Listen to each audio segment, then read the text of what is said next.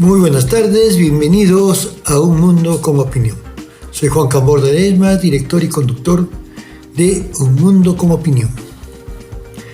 ¿Quién es el verdadero enemigo de Alemania y Francia? ¿El verdadero enemigo de Europa?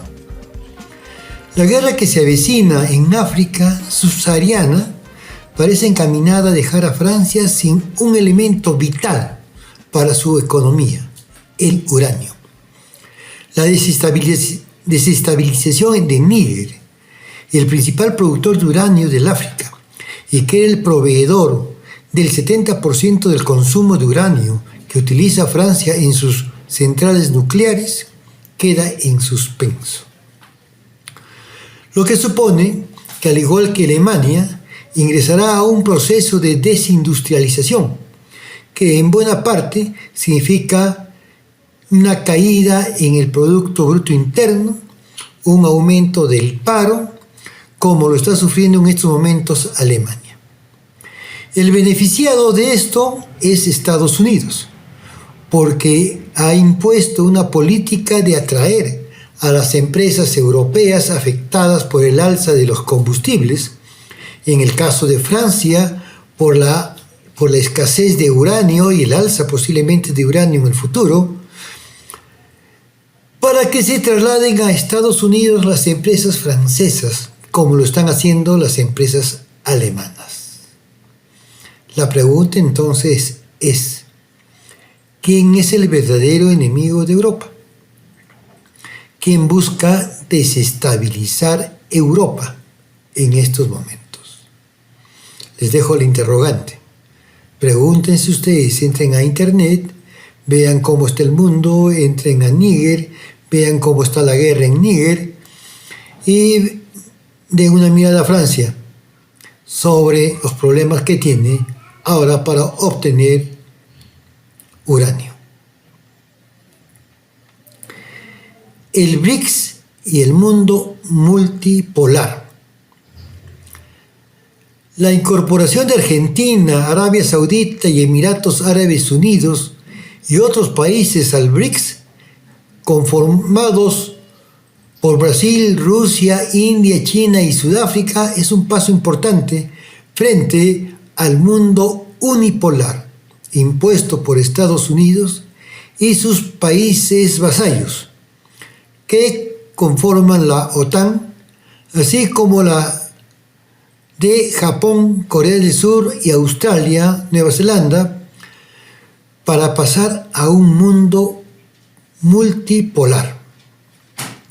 La decisión que debe tomarse entre el 22 y el 24 de agosto, durante la futura cumbre de los BRICS, que se celebrará en la ciudad sudafricana de Johannesburgo, tendrá los efectos sustanciales en el tablero geopolítico mundial, ya que existen otros países que esperan su aceptación en el BRICS. La incorporación de Argentina es prácticamente algo ya aprobado y están aceptadas las solicitudes de Arabia Saudita y de Emiratos Árabes Unidos. Otro país que ha solicitado incorporarse al BRICS es Irán, pero todavía está en observación cómo afectaría al BRICS las sanciones impuestas a Irán por Estados Unidos. Sanciones que también se le ha impuesto a Rusia, pero Rusia ya es miembro nato del BRICS desde su fundación.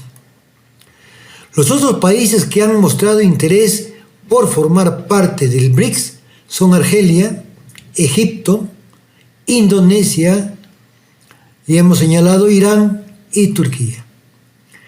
Todos los países que han propuesto su incorporación al BRICS han rechazado las sanciones impuestas a Rusia por Estados Unidos y la Unión Europea, a excepción de Turquía, que forma parte de la Unión Europea y de la OTAN, pero que se mantiene como un interlocutor entre Rusia y los países de Occidente.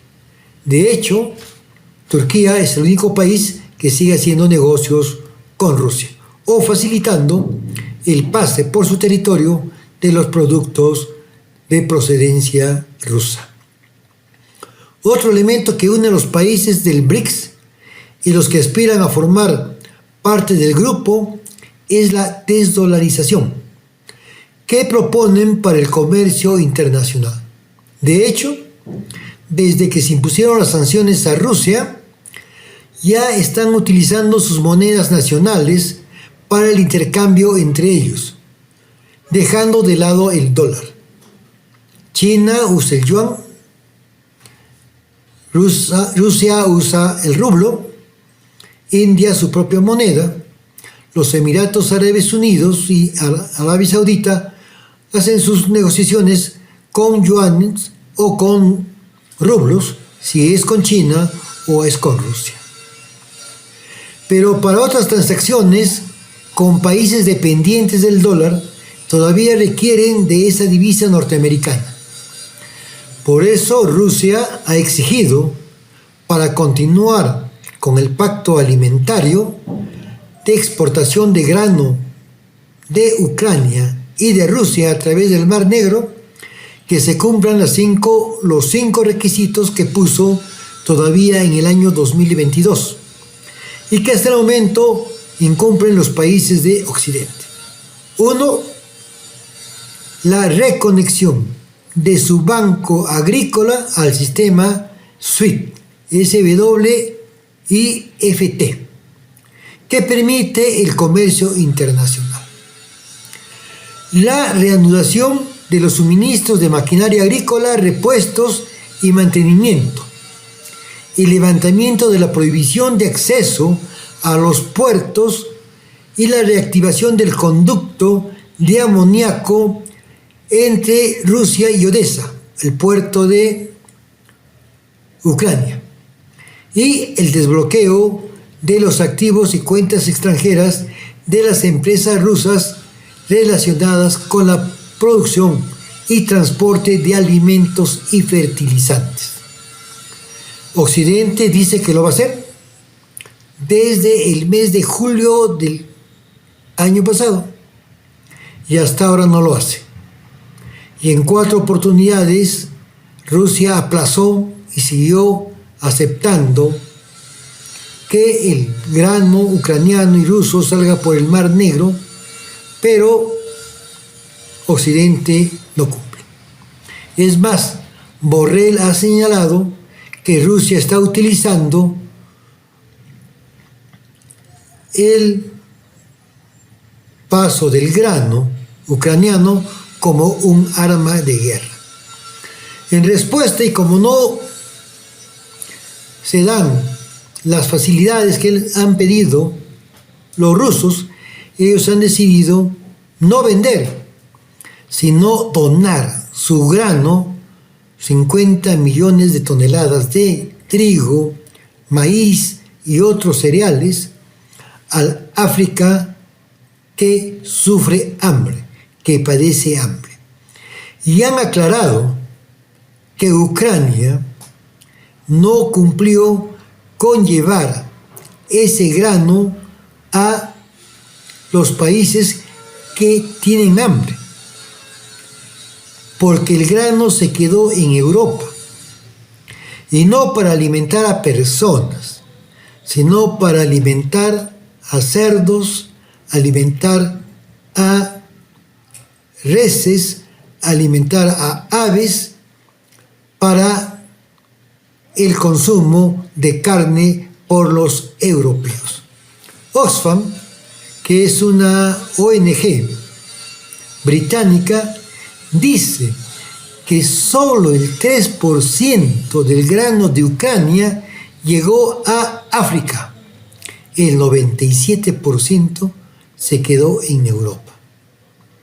Y esto incomodó a los polacos, a los checoslovacos, a los húngaros y a otros países productores de trigo, productores de cebada y productores de maíz en Europa, porque el grano ucraniano les hizo una competencia desleal a los agricultores de esos países. Y ahora no quieren que quede un solo grano europeo, ucraniano en Europa. Bueno, así están las cosas para Ucrania. Sus socios no quieren que sus productos se queden en Europa, que vayan hacia África, que vayan hacia Asia y no a Europa. Y si se van a quedar en Europa, que paguen los aranceles que pagan cualquier país que exporta su grano. La desdolarización del mundo de las transacciones comerciales que plantea el BRICS se completaría con la creación de una moneda que sería digital. Es innegable que se ha iniciado con el bloqueo a Rusia todo este proceso de desdolarización de la economía mundial, que también afecta al euro, la moneda de la Unión Europea. Hay que tomar en cuenta que en la actualidad el BRICS representa el 20% del Producto Bruto Interno Global y el 42% de la población del mundo. La incorporación de los países que han pedido adherirse al BRICS, como Arabia Saudita, Emiratos Árabes Unidos, Argentina, incrementaría la participación de los BRICS en el PBI. Pero si además se acepta la incorporación de Argelia, Egipto, Indonesia, Irán y Turquía, el PBI de los BRICS sería superior a la suma del PBI de Estados Unidos y los países vasallos de Europa, Oceanía, Asia, y la población de los BRICS sería superior al 60% de la población mundial. ¿Van a desarrollarse los BRICS? Parece que sí. Parece que hay mayores posibilidades de que ellos tengan un mejor futuro, porque hay que tener en cuenta que, a excepción de China y Rusia, que están iniciando políticas de motivación para que las familias tengan más hijos, la población de Europa y de Estados Unidos camina al envejecimiento, mientras que la población de los países que se incorporarían al BRICS y de los otros países tienen una juventud numerosa, tienen una infancia numerosa, lo que le garantiza que dentro de 30 años tendrán una población que esté trabajando y produciendo, mientras que en Europa y Estados Unidos tendrán una población por encima de los 60 años de forma mayoritaria. ¿Y qué pasa en nuestro país? ¿Qué pasa en el Perú? Lima corre el riesgo de estar desabastecida porque el gran mercado mayorista de Lima, que está ubicado en el distrito de Santa Anita, ha ingresado a un paro indefinido y el alcalde de Lima Metropolitana, que es el único que puede resolver este impasse, está inubicable.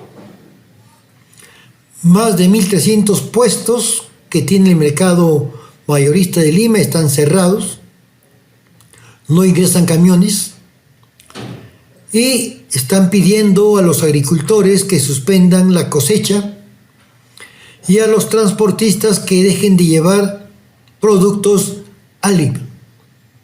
Quieren evitar que los transportistas vendan directamente de sus camiones a